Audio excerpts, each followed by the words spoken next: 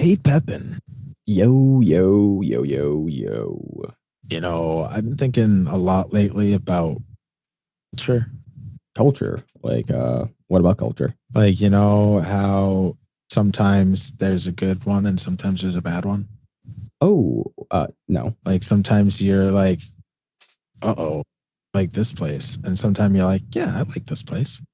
Oh, gotcha. It's like workplace culture. Like there's that one time when you did a good job, everyone got mad at you because they didn't want to do a good job. Yeah, I get that. Wait, I don't remember that one. Oh, you weren't there. Oh, wait, mate, we need to talk. Was that like the royal you or were you just throwing out words? You keep using the word royal you. I keep pretending to know what it means, but Like just a general like that was actually the kind. when you say this thing and you're not saying like when you say, it's like when you. Oh yeah, like when you get into that jam and you have to get yourself out of it. Okay. Yeah, so that's what I mean by royal. I don't know if that's the right usage, but it sounds right. All right. Gotcha. Welcome back. So glad you guys could join us. I am here once again with my best friend Nathan. Pepin, how's it going today, Pepin? Yo, yo. I am doing well. I am excited. I am here. And today is a day that we're going to talk about the royal you. We'll talk about the royal you and what it means for the personal you. We'll talk about culture, but before we do that, let's introduce our special guest, my good friend for literally decades, Langille. How's it going today, Langille? Meter, I am fantastic, man. Thanks for having me. Thanks for having me on. I can't wait for this. Absolutely. You and I have been friends since back in the YouTube days when you had the Langille show. Then you had TPC, 3-Player Co-op podcast. Mm-hmm. And most recently, you and I are both in the same TPC sports league for football, hockey, auto racing, and surely more to come. Thank you. So we've worked together on a lot of projects over the years. So I'm really glad you're on our show again. Yeah, well, thank you for having me. And yeah, it goes way back. So when they actually do the biopic, they're gonna have to have a lot of stuff they're gonna have to work with, right? Absolutely. It's gonna be really exciting, and hopefully they pick me to do the voiceover. There you go. In a world.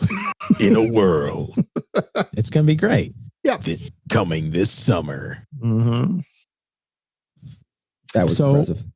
So we're talking about culture, talking about community in a way. I think I think it's really interesting, and it's something that I've really been studying very closely. Is how to create how to create a culture people want to be in, and how to create a community that people want to be in. And I think the answer to creating a community is culture. And it's something that a lot of people are really good at and don't realize that they're good at. And I think a lot of people take for granted. One of the biggest things I've noticed is when you get a corporation involved in something, they will push culture because they understand how important it is, but they'll push it on a corporate level where it's not actually reflected on the individual level. And then it pretty much doesn't exist. So to me, culture isn't like an overarching thing necessarily, but rather it's something that each person adds to. So it is the sum of all of the smaller parts put together. And what makes a good culture is up for debate. But I think that's really where a lot of this topic comes from, is what makes a culture that you want to be a part of. Right. And just to follow up with that, I mean, some people think culture is something ingrained in that region or that location, but it's not. Because let's say you take the culture of Japan, right? If you take all the Japanese people out of Japan and move them onto, I don't know, some moon colony, and then you take people from Germany and put them in Japan, German culture might change a little bit, but, it's not going to be the Japanese culture still inherent there. It's the people that make the culture, each person interacting with themselves or with each other. What's super interesting is I was thinking about something very similar to that recently, specifically with Japan too. And that's that I think part of culture is based around where a thing is located. Like, I think part of the culture of a lot of the Asian countries revolves, like their culinary stuff revolves around rice because that's what grows in that area. Japan, a lot of it revolves around seafood and sushi and fish because that's what they can harvest. They don't have a lot of the other. They don't have giant sprawling places that they can raise bovine or chickens or things like that. So a lot of their stuff has to come from what a lot of their culture is built around what is available to them for resources. It's very true. And also, the environment kind of influences a lot of culture and a lot of cultural temperaments as well. So we can talk about, say, Eastern European culture, and especially, like, say, in Britain and stuff. So a lot of the big influence there is the cycles, because there's like a very heavy, seasonal cycle there, and there's also other cycles that happen there as well. But the seasonal cycle is a big part of the culture there because that's a big part of everyday life. So you actually see that, and then that expectation of seasons kind of interplays with other things that come up in culture, such as this, like, say, expectation. Because the big thing with, say, the British culture was the expectation of the king and tradition, right?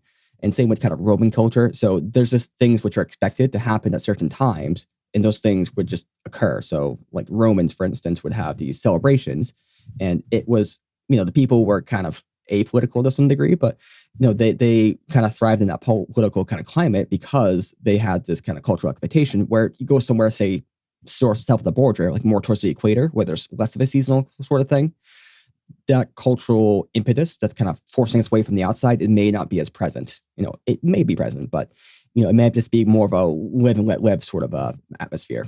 Not always, but a lot of times you are right that the cultural kind of impact is influenced from the environment that you're surrounded in. Yeah, well, I live on the east coast of Canada, and I live on an island. So seafood is huge here. And I'm not a huge seafood person. I mean, I'll eat fish once a year just to say I did. But when we have people who visit us from outside of the Maritimes, where, going and getting lobster is not a daily occurrence, people come here and they lose their minds. They're like, you are so lucky. You could have lobster all you want. It's like, yeah, I guess I could, but it's not my thing. But people who are outside this and come into this, they one of the biggest things you hear on the island is, we love your culture, we love this, we love that. And I think a lot of people, people are proud of their culture, but at the same time, they kind of take it for granted as well, right? That this is just what happens. This is just what happens here. And then you get people who are from outside that, and they're like, oh my God, I can't believe you live here. Meanwhile, if I went to Tijuana and it's like, I could have burritos every day, that would be amazing. And they'd be like, yeah, no, you don't do that. So I think people at the same time have to learn to appreciate their culture, because and I'm using food as the example. Obviously there's entertainment, there's everything else. But what I mean is you got to, not only do you have to appreciate it, you have to keep appreciating it, because you can't take it for granted because other people don't have what you have regionally. Mm-hmm. One big thing with that is, the analogy is like the fish doesn't know it's in water because it's just what's in, right? It assumes the water is just there, right? It doesn't even know it's in water until you get to outside the water. And then you realize, hey, I've been in water the whole time. There's just things surrounding me. Things are different here. And it's kind of like the same thing with our culture, right? So, you're Canadian, so your culture is a little bit different. So whenever I interact, or I haven't been to Canada, hopefully soon, but whenever I kind of see Canadians, they act slightly differently. That's kind of similar to American culture, but it's also different. And you become more aware of those differences. Or, for instance, I went to New York City a little while ago, and New York City culture is way different than, say, the culture in where I live, New Hampshire. Because New Hampshire, we're very kind of, I'm not going to say friendly, but yeah, we're friendly. Like, we have like we'll like say hi to people, like, wave to them, or we'll just kind of just be somewhat chatty with them. In New York, like, you only interact with people that you have to interact with, right? If someone's walking down the street, you don't look at them, you don't do anything. You're just two separate individuals, like ghosts passing in the night. And so there's a big cultural difference there. And that one, again, it's somewhat created by just the fact that New York City has way too many people. And there's so many people there that you can't actually assign like individuality to every person you see. you only do it on a case by case, need by need basis.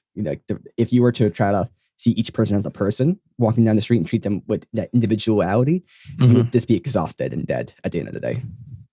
Yeah, I went to Montreal for UFC 154, and it was like a cultural shock to me completely, because Montreal is very much like New York in that aspect, where like here, if I see you walking down the other side of the street, I will actually cross the street, go over and say, Pepin, what's going on? In Montreal, you just don't do that.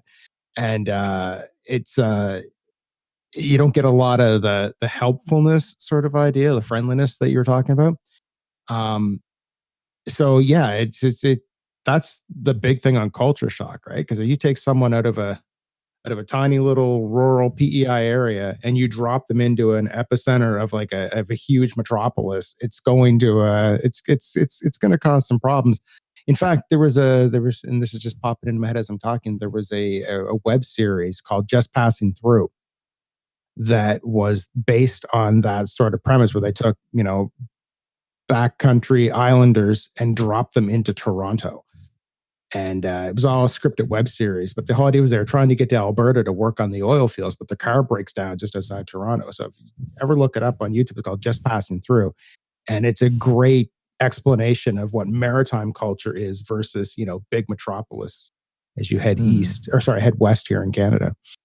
And that gets to a lot of what I like about talking about culture and what fascinates me. And that's like the attitudes and the personality between interpersonal relationships between people, what's okay and what's not okay. And it's all really, really interesting to me because it, outside of like regional things, you have cultures. Every group of people is its own culture. Mm-hmm. And like, let's talk about workplace culture, right? And this is really what fascinates me most, is workplace and just like chosen communities to be a part of. So workplace, I've worked for a lot of different companies, pretty much from the time I started working at 15 up until my early 20s, mid 20s even. I didn't stay at the same job for more than 6 months. If I got to 6 months, that was pretty much I'm moving on to a different job. And a lot of that came down to the culture. And if I didn't like the culture of the place, I would leave because it's not worth my time. I would try and influence it to the best of my ability, but a lot of times that's not possible. And then the last place that I worked, that I stayed at for 4 years, was because it had such a great culture, such a positive, really friendly culture. A lot of places talk about, oh, we're like a family here. You hear that pretty much every job you're ever going to apply for. If you're at the interview and you're like, what's the culture like? They're like, oh, we're like a family. We all love each other. We care about each other. And to actually like see that in action versus hear it talked about are two completely different things. But how do you take a group of people who are all together for a reason, in this case, because they want to make money, and make them care about each other, make them actually legitimately give a shit about each other? How do you set up a culture in that way? I don't know if you can set it up, because I think it's something that happens between the people. Mm-hmm. Like, I think there's certain ways to do that, and that's kind of leadership in a way, right? But the leadership is something that kind of like gets passed on from one person to the other. So, for instance, when I used to manage a coffee shop, it was important for me to have kind of that, let's say we got overly busy and we're just kind of like dying in the workplace, right? Because of this, we're just swamped. It's important for me to have that kind of like resilience and kind of like that calm, cool command, because that passes on to everybody else. If I start freaking out, my whole staff starts freaking out. Mm-hmm. So I think there's that aspect of the leader, or if you're in charge, or just if you are in that position of power, or even if you just have that gravitas, you try to just pass that on to someone else and try to be like the rock that kind of stabilizes everybody else. But I think also that's kind of hard to do just in general, because it's something that happens naturally, and people have to have that gravitas or whatever just to begin with in order to even that effect. Did you have any thoughts on that, Brian? Yeah, you can have all the best employees, the best at what they do. You can go out and headhunt and you say, I want a guy that specifically works in stats and that's all he does. And then I want another guy who's really good at PR. Like I want him. And that's all well and great. It's gonna look great for your business as far as numbers go. But if the personalities don't mesh, then you just have a bunch of people working in an office. You don't really have a community at that point. And I think that that's one of the things that you need. I mean, you communities have to grow organically. You can stick a bunch of people in a room, but until they gel and kind of, share the same sort of, until I guess the better way to describe it is until they become social with each other, it's just a bunch of people in a room. You need to create that environment so that they like going to work. I mean, I can't wait to go to work tomorrow because I know Pepin's going to be there and Meter's going to be there, and we're going to do this and we're going to do that. Yes, we're working, but it's an environment and a culture. I think that a lot of businesses and a lot of ideas look great on paper, but if the personalities don't mesh and don't create that culture, like a positive, nurturing sort of culture, then it's set up for failure, in my opinion. I love. So you both touched on it being top down, being it starts with leadership, but then the people involved also matter as well. But I feel like where you are changes how you act, and who you're around changes how you act, and then what's socially acceptable can change that as well. There are some people who will never conform, and that's their bag. But most people will subscribe to that social contract that this is what's acceptable at this place. And I think that leadership can cause that to be either really bad or really good. I remember I worked at a call center, and I had the best stats on the floor. I had the shortest call times with the highest conversion rates. And then the other person who was right behind me, we were always battling back and forth who was the top person. We sat next to each other. So one day I brought in a chessboard and we were playing chess in between calls. We're sitting there doing nothing. So we wanted to do something quiet that was going to distract other people while still being able to keep our minds active. And then if a call came in, we'd immediately stop what we're doing and do the call. So it wasn't detracting from our work. It was keeping us busy, entertained. I was loving going into work, getting to have a mental challenge with a person that I liked. And then they send out a memo saying no one's allowed to play any board games while on the clock. And I'm like, but why? This is obviously directed at us. First off, just come talk to me. But the other thing is why? What's your reasoning? If your reasoning is you don't want other people to do it, then maybe you set a rule that you have to have X call time in order to do it or whatever. But if you're just doing it as a preemptive strike against other people who might want to do the same thing, I don't think that's a good solution. So that's an example of taking what was being built of a culture of people who enjoyed spending time with each other and doing things, and just cutting it off at the legs without actually having a reason. I don't even think they realized that's what they were doing. They were seeing it from a stats point of view instead of seeing it from a human point of view. And that's an example of leadership not doing a good job of helping foster a culture that's naturally growing. Like an example of that's kind of like a counter example is at one job I had as a banker. Technically, the company policy was no cell phones on the floor. But my manager said, I don't care if you have your cell phones out, because, whatever. I'll have my cell phone out. You can have it out. The only rule is if we get a single customer complaint about cell phones or someone being on their cell phones won't be allowed anymore at all. So there was that idea, number one, the customer always comes first. But number two, I don't care if you use this so long as you don't abuse anything, so long as everything is done. If this doesn't get in the way of anything and this doesn't show bad on me, there's no reports about it, I don't care. I trust you. Right. And yeah, that's a great example. That's the opposite of what I'm saying. I agree. Yeah. And there was also some self-enforcement with that, because let's say one person was maybe abusing the cell phone a little bit or a little too distracted. One of the colleagues were like, oh, hey, let's not ruin this for everybody else. Let's get off every now. So that's like building a team mentality. Right. we're all in this together. What happens to one happens to everyone. And I think that's a great way to build culture, is to build it as a team. A lot of we statements, not I statements. Exactly. Now, Langille, you've done an amazing job of building community. I've watched you be a part of and build communities for decades, and you're always really, really good at it. So I've learned a lot in studying how you interact and what you do to build culture. I know the TPC Sports Live has a great culture, and it has a great group of people who all genuinely care and support about each other and support each other.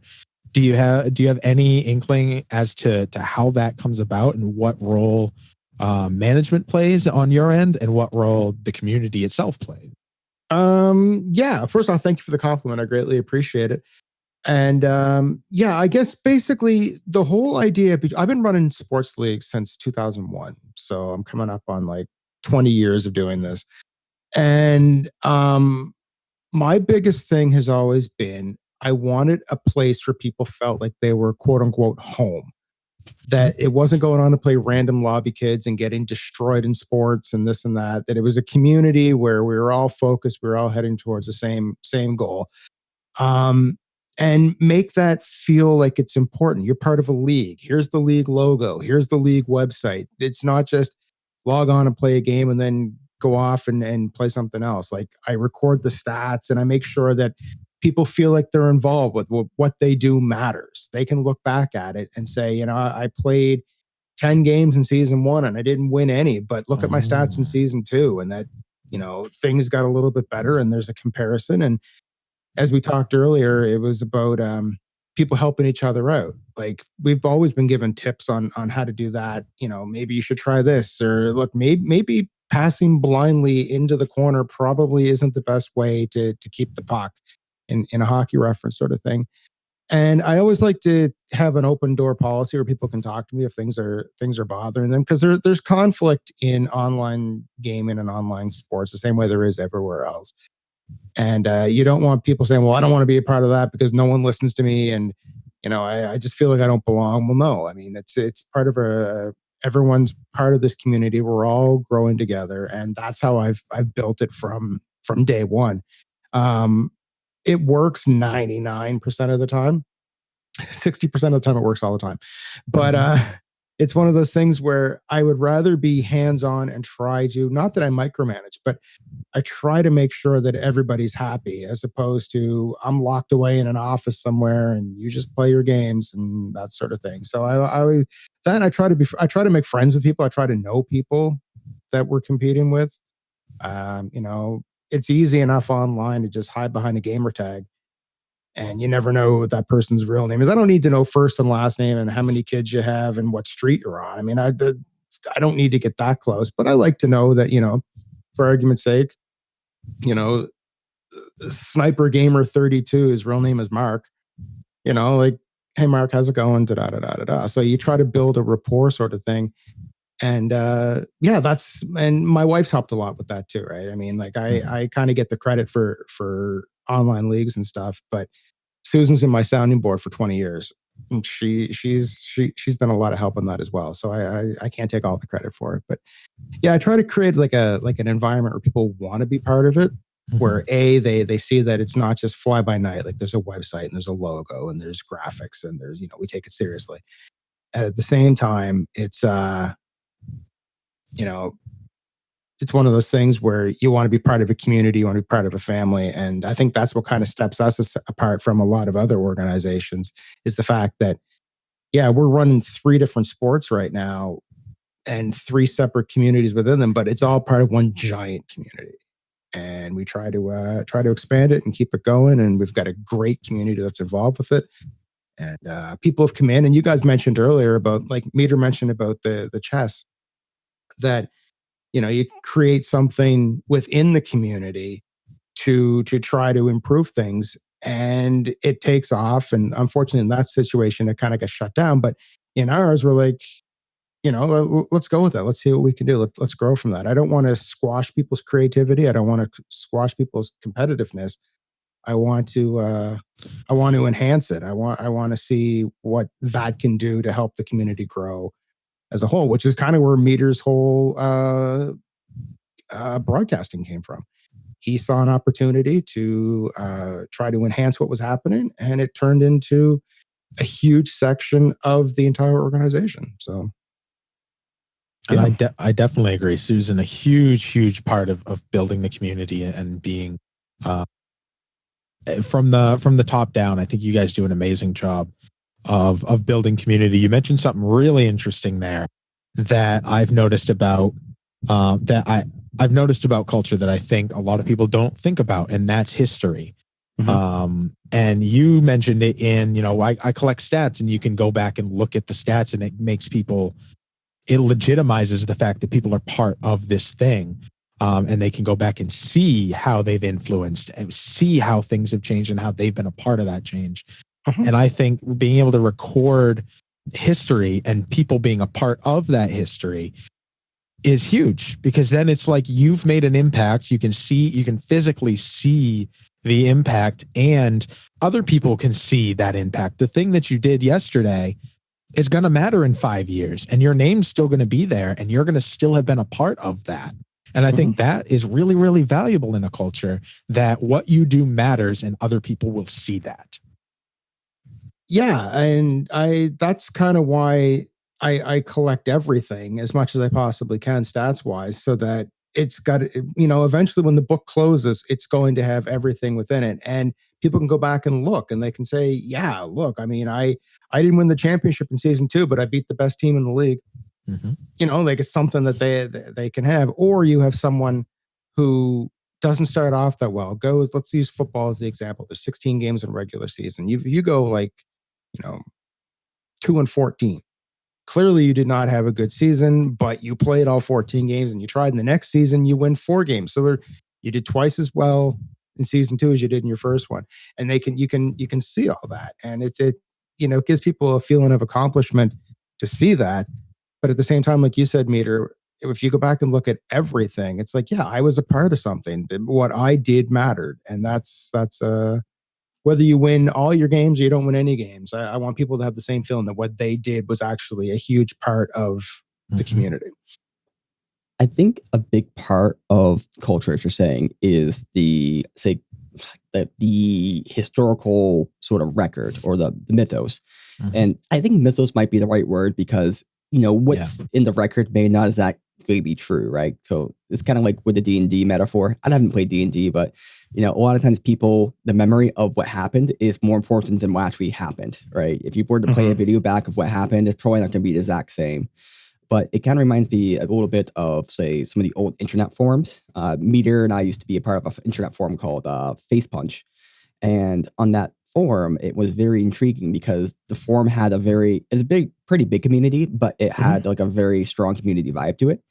And there was kind of a mythos there, about this one person who got banned for, spending over $1,000 on a gold membership, because it was like a little April Fool's prank, but he sought to do it because he thought it wouldn't work, but it didn't work. He used his mom's credit card, and then everything got shut down. There's all these like little, say, community things that happen that kind of were built into the mythos.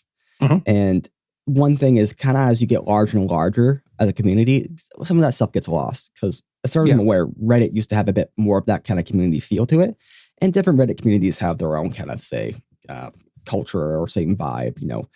Talk about like NoFap or r/funny, or those different places. They'll have these very distinct vibes to them. Like our funny is essentially nothing is funny. Everything on this forum is terrible. You go to like dating advice, everything's like break up with your girlfriend or boyfriend. You go to our sex, it's like, okay, you need to have a talk with this person. So there's all these kind of cultural mindset, cultural shifts, and probably the same even with like, say, different forums for like sports teams and everything. But kind of the larger you get, the more you lose that kind of cultural like similarity, or some of those things that bind people together. But you can also get these subcultures between, because like there's a difference between, say, the Reddit person and people who are on Tumblr, or people who from Reddit, or people who are on Facebook, like Facebook groups. Like Facebook groups, oh my God, those are terrible. But yeah, there's a lot of, except for ours. Ours is great. Yes. Yeah, definitely leave a couple comments and to tell us what to talk about. Like, subscribe.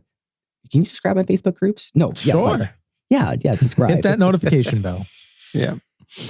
But yeah, Thumbs up, it really helps us out. That is an old Langille line. I love that. Yeah, show me the love. One thing that I noticed happen from that was people get together in our, and I keep bringing it back to ours because this is what I'm familiar with. People think that, oh, you guys are just a bunch of sports gamers. You guys just get together and play sports. Well, no, because within that culture, this came from a podcasting community, is where it came from. And then we all kind of get together and started playing sports. But then that community split off, and there'll be people online playing Call of Duty. And I'll log on and be like, those 4 people are playing in a party right now because they came together from within our community. But not that I'm doing this and pat myself on the back, but I'm like, our community is creating sub-communities and creating opportunities for people to meet each other who would have had no opportunity otherwise to meet each other. So it's really crazy how communities and culture can evolve over time and fit into places where you wouldn't think that it would actually go. So I love stuff like that. I seriously do. Is the fact that you meet somebody who introduces you to something that you've never heard of or tried or even heard of before, and then it creates a whole new thing out of that, and a new friendship is based on that. And I love stuff like that. I definitely agree. I think Nate said something really, really cool there as well, and that's like the bigger that a community or any entity gets, the more fractured the culture itself becomes, and then you get subcultures within the culture, which is why I think that as the culture grows, as the communities grow, you need to continue to have that top-down feeling where the people at the top are the ones helping build that culture and enforce that culture. But I think that the culture itself needs to simplify.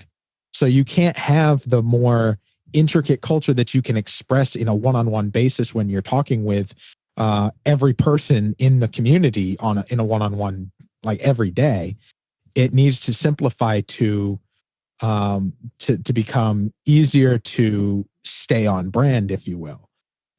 Where when you have a company with a mission statement that's super complex, it's really hard to enforce something like that in any sort of a meaningful way. But if the culture that's being enforced is be kind to everyone, that is very easy to conceptualize and to enforce in a day-to-day basis. But if it's be kind to everyone in these specific ways, that's going to be much more difficult to enforce.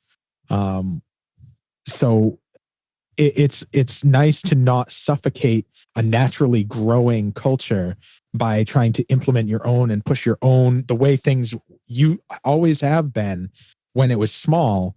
As it grows, there's going to be smaller cultures within. As long as they all follow the general feeling of the top, it's okay for them all to have different feeling. And that's where like you get like a country like the USA, you have 50 different cultures, if you will, 50 different states. And then within every state, there's counties, and within every county, there's cities, and within every city, there's little communities. And all of these things all are under the same umbrella of the idea of the United States. And that goes the same for Canada with the provinces, et cetera, et cetera. But the point being that the mission, the goal, the feeling of the US as a whole, the culture of the US is still unique, despite the fact that it's fractured hundreds, thousands of times throughout the course of a giant plot of land with different regions, different communities, different weather patterns, everything, ecosystems, all completely different. But the US still has a culture in and of itself. I agree 100%. Go ahead. One thing I want to push back on a little bit, and I'm not sure if I'm mischaracterizing your argument here, Steve, but it's like the idea of a top-down culture. I think when it works really well.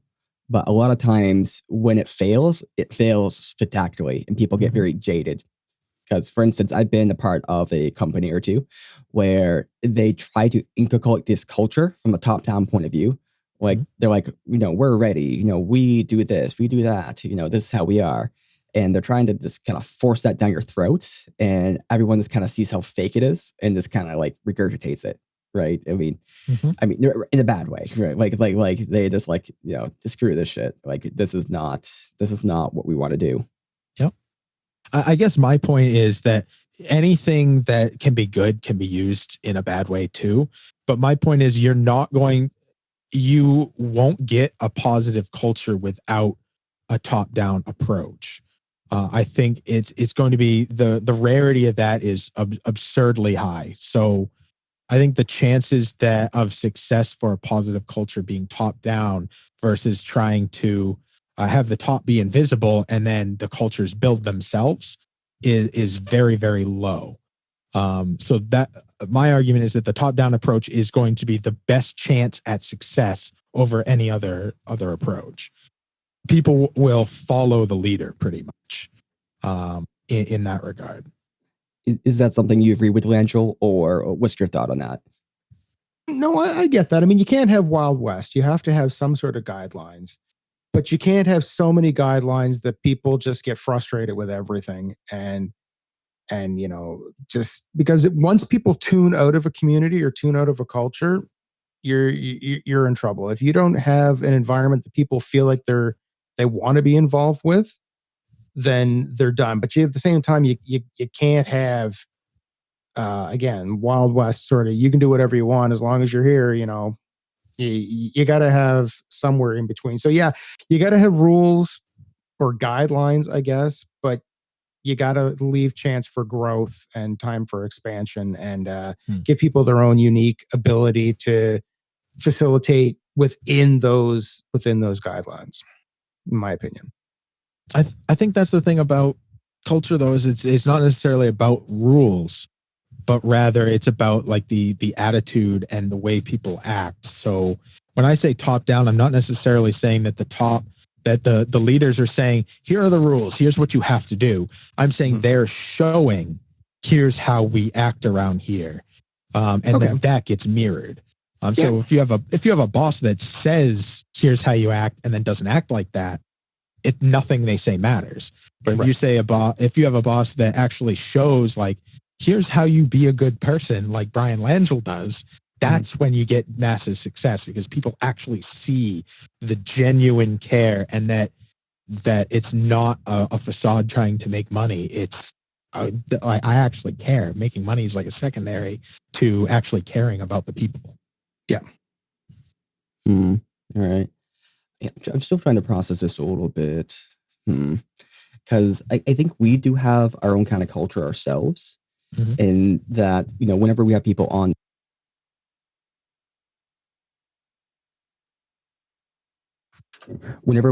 the show, me and you, Peter, we tend to have this kind of open curiosity, and it's kind of like, say, just natural need to discuss things in certain ways. And I think our emulation of that kind of carries on to the guests, because we have this inquisitive, non-judgmental nature. I mean, we'll give each other a hard time, but there's the implication there that we're never being mean. The person who's being made fun of is always in on the joke, right? Except that one time when you called me out for your giant dick. No, when I got really offended that one time on that one episode, and then afterwards we talked about it. I'm like, yeah, it was just like a whole thing. There's a lot of backstory you don't know about, and you're like, oh, well, I didn't mean it that way. That was funny. Well, yeah, but there is the understanding there that I wasn't trying to be a jerk, right?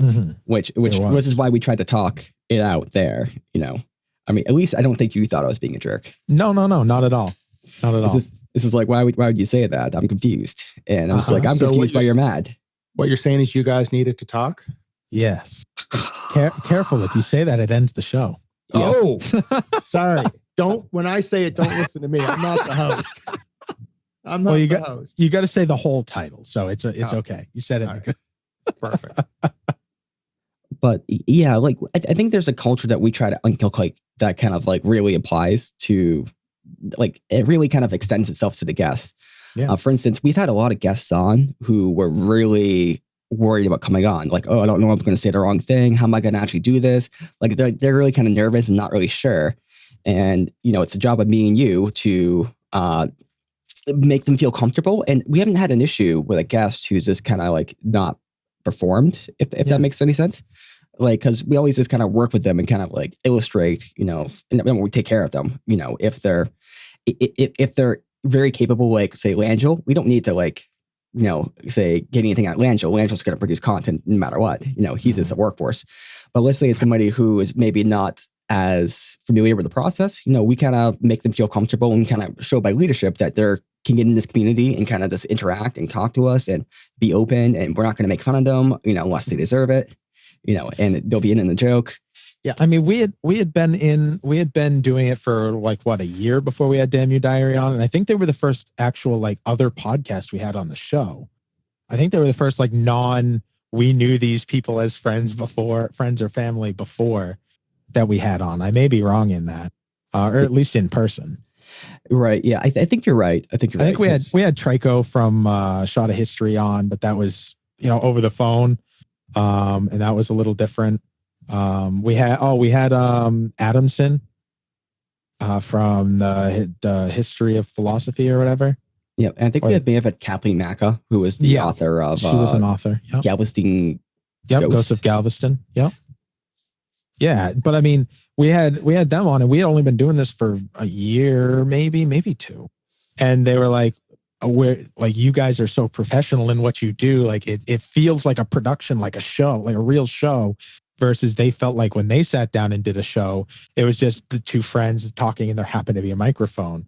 They felt like ours felt like a production, but it also felt comfortable, like two people talking, having a conversation with a microphone, which was really interesting. That because I had never really seen it that way, that we put a lot of time into creating a show with a format that isn't really a format, because we jump topics all the time, but we always end up bringing it back. Like, we have a production that doesn't really feel like a production. It feels natural. And that's what we wanted to create. It's interesting to create something that feels natural.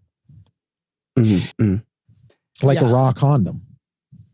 Yes, most definitely.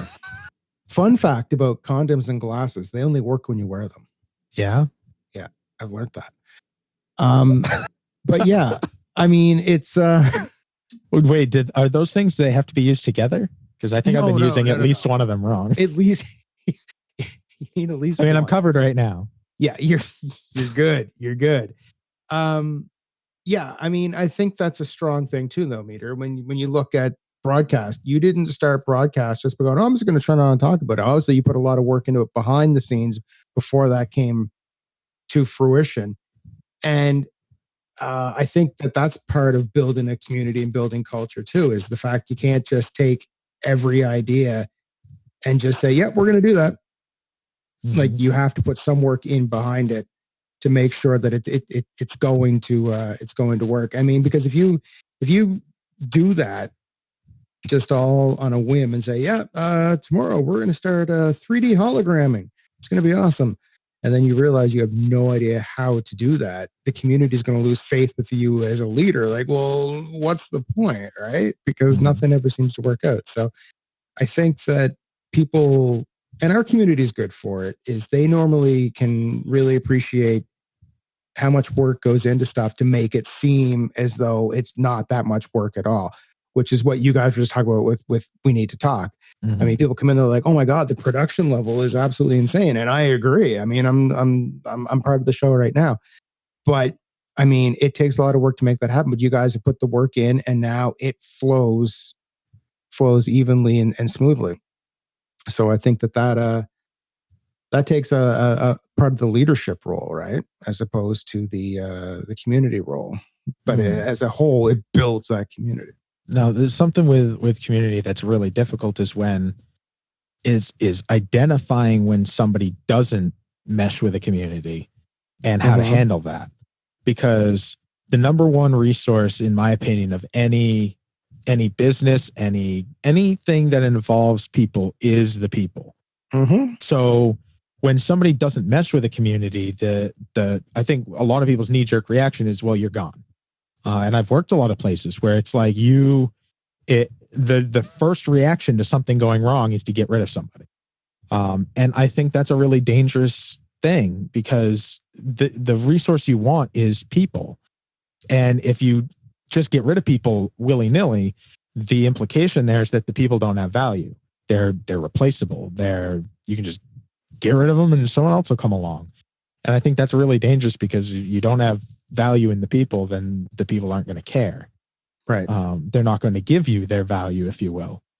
So how do you handle a situation where somebody doesn't match with the community without sacrificing the community itself?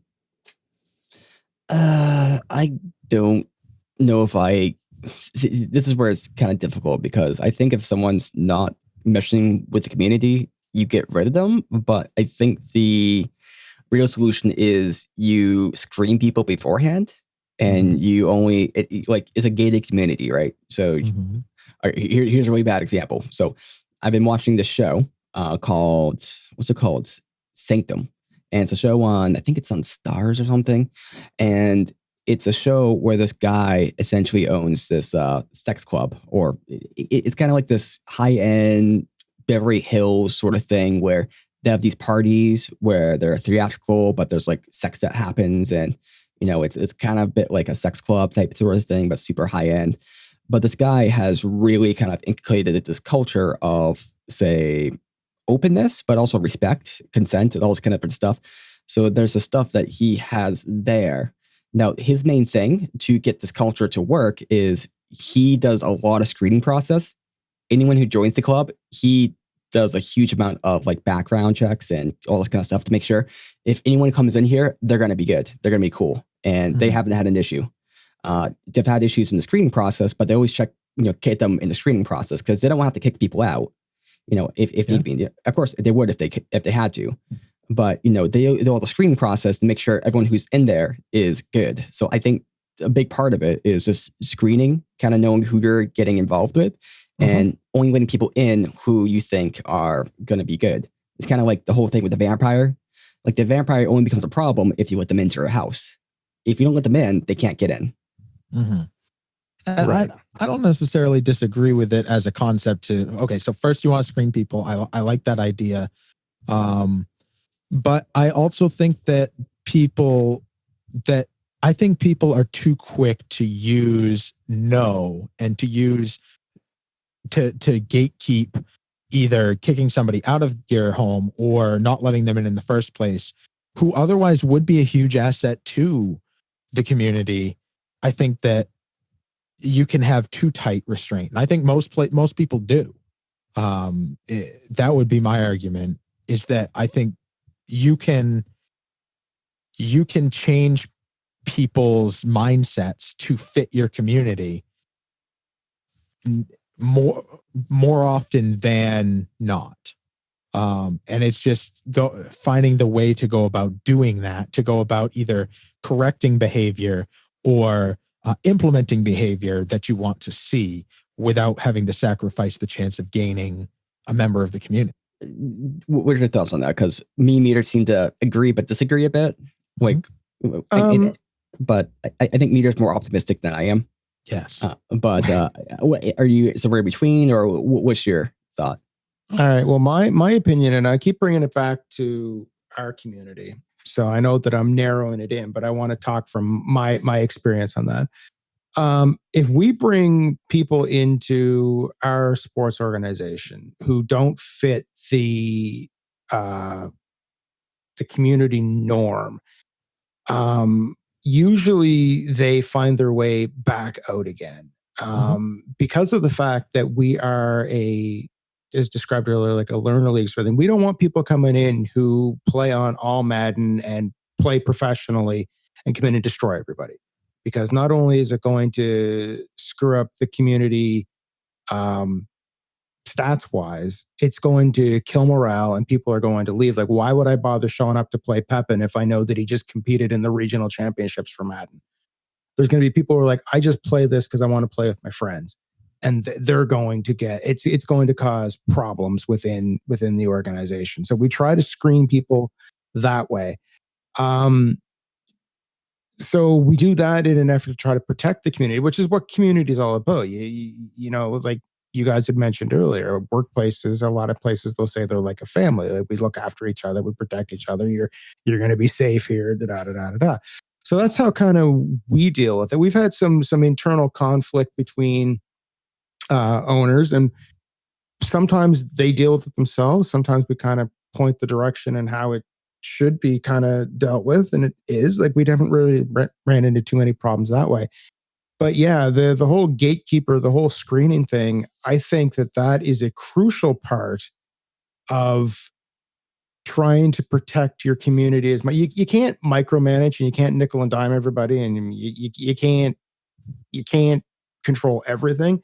But as you mentioned with the analogy to the sex club, which I definitely have to check that show out. It's one of those things where, yeah, we've done our research. This person's cool. Let's see how they are in this environment. But everything seems to be on the up and up. So I'm not one of these people that says close the doors and only let certain people in, because I mean that's kind of shooting yourself in the foot. But at the same time, you kind of have to be careful and to do a little bit of vetting as to who you're letting in to that culture or into that community. Here's my analogy with gatekeeping.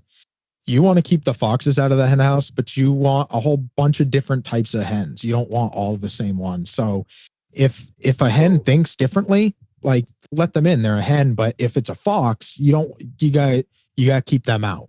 Right. So I think a lot of people will look for the same exact, I can't tell any of these hens apart because they're all exactly the same. And that's great. You're not going to have many issues, but it's not creating a diverse culture. Right. You're homogenizing an entire people. And it's ultimately, I think, something like that is a very short-term, nearsighted, small view. And I like to think much bigger. I like to include everybody if we can. But there are people who are toxic that you can't let in. And we've run into them, Langille, and we've let some of those people in. And you said it best. They very quickly find their way out because they don't fit. And that's what you want. You want a culture that's so strong in and of itself that a fox doesn't fit in. Right. And I think you've done a great job of building that, you, Susan, of building TPC as a whole, starting at the podcast level where the community built around that, and now in the sports area of recognizing foxes early and getting rid of them if we need to, or recognizing that somebody's different and letting them decide, do I fit in or not? And people who are too different, a lot of times they'll just choose to leave. And then it's not us gatekeeping. It's the community having its own way of sorting out people who don't mesh. Yep. Exactly. In a non-hostile way.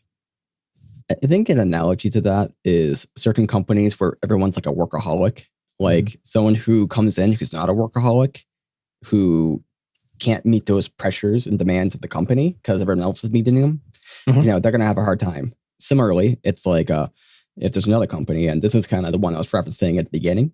So I used to work at a place where I was essentially trying to move up in the company. I was hired as a temp, and essentially you could get hired as temp, but then become full-time, become like an actual employee there. And so I was want to make the goals. So you had quotas and they had certain records. So I was trying to like get my records and quotas and everything looking really good. And the more I did that, the more that the people who were, say the full-time employees, they were starting to like talk bad and kind of sabotage. Like they would make up issues that didn't actually happen. They said, oh, this person did this, they're making up this work, or they're actually not doing this, or they caused all this work for us in the, the repair section, things that actually weren't true. Or one of my friends, he actually had one of the workers there just come to him and said, hey, you're making us look bad. You trying so hard. Stop trying. Right. So there's an inculcation there of laziness, like do the bare minimum. And that I couldn't like be a part of, because that just brings me down, right? Like, because I want to be someone who can make me somewhat proud of my work. Maybe I don't have to like be full on, but getting by with the minimum, that doesn't fit with me. So I had to distance myself from that company. But I think what's interesting is a lot of times people are used to a certain culture, and maybe that's not even like who they are naturally. Maybe they're a different way naturally, but the culture can change them. And so I worked for a whole bunch of places where the culture was really crappy. and management didn't care, and the people were all at odds because everybody was out for themselves. And then I moved to a culture where there really was a team and people supported each other, and there wasn't a passive aggressive undertone to everything, and management actually did care. And I came in with a bad attitude because I was used to a really crappy culture where I was fending for myself. So another employee was able to shoot that down very quickly and say, listen, you're not in that culture anymore. You need to cut the shit. And I snapped to very quickly. And I immediately like looked around and I'm like, oh, wow, the culture here really is different. I need to change because this is a good place to be. And if they had gatekeeped me to the point where they're like, no, he doesn't fit our culture, I would have never been able to add to that culture. And I think I was able to add a lot because once I realized that this is how things actually are. So I think that's the biggest danger of gatekeeping, is that you can keep out people who are really good and have been given a bad hand up front and can change and can be a huge beacon of the thing that you're actually looking to do. Because they've been in bad situations. I think you risk the chance of losing good people who are in a bad spot and want to change, but are waiting for the right culture. Yeah. A strong culture should be able to sort out those things on their own without leadership having to do so, because leadership started out setting the tone, and now that's just what's natural. Now, again, you still got to keep out the foxes who can shift a culture, who can take a good culture and make it toxic. But people who aren't naturally toxic and are just conditioned that way can be switched to be a good person again, be a good part of that culture. Agreed. Yeah, I think you're right. I still am a little more on the pessimistic side, to be honest. But maybe that's just my viewpoint, because it's very hard to change people. You're just a bad person. That's all. It's true. It's true. Maybe the caveat with that is there's certain things which you can maybe have a greater degree of tolerance for when someone's coming into a culture, but there's certain things which are maybe like no-goes, just like hard stops. Yeah. If someone's blatantly racist, just don't bother with them. Yeah. But if they show up 5 minutes late, like you can work with that. Right. In the instance of that sex show I was watching, the sex club one, they're doing like interviews for like new dancers or new like performers.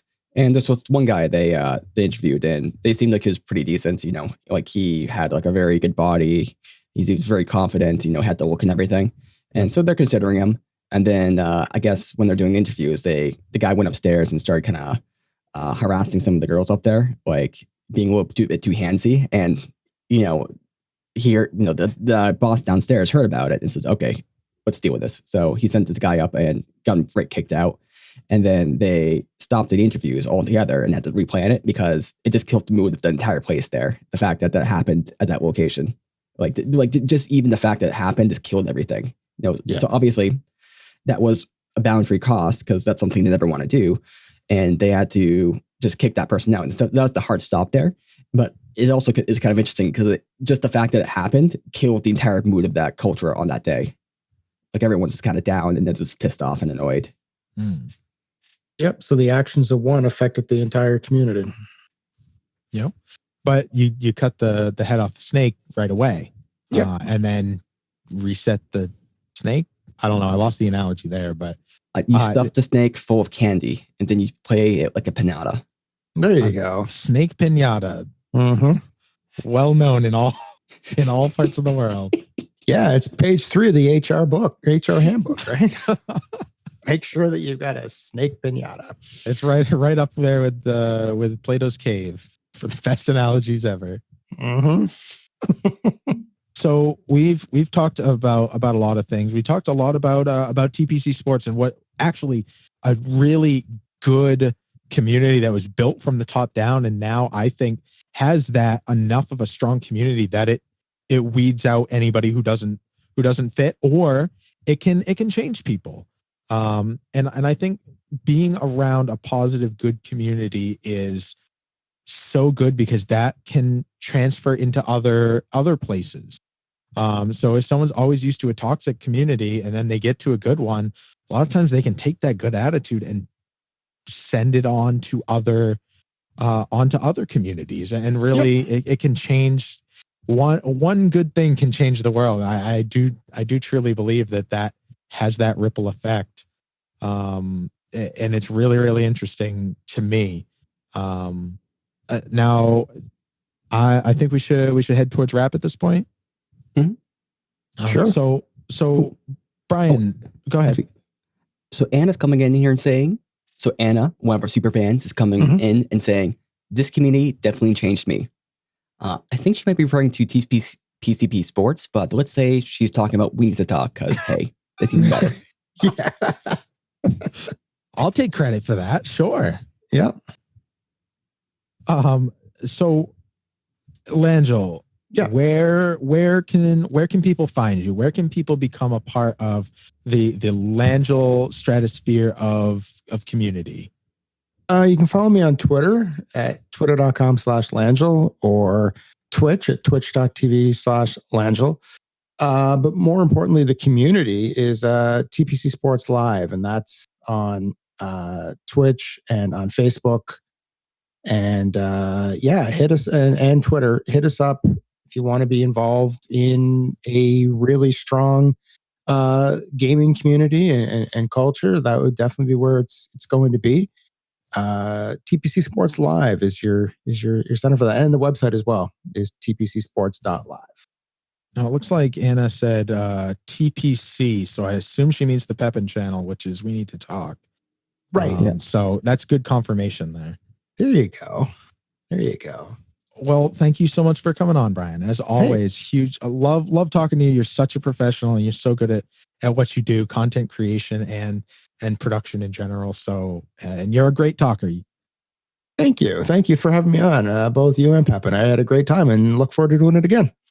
Could not agree more. Nathan, what's your culture like in your house? That's a good one, right?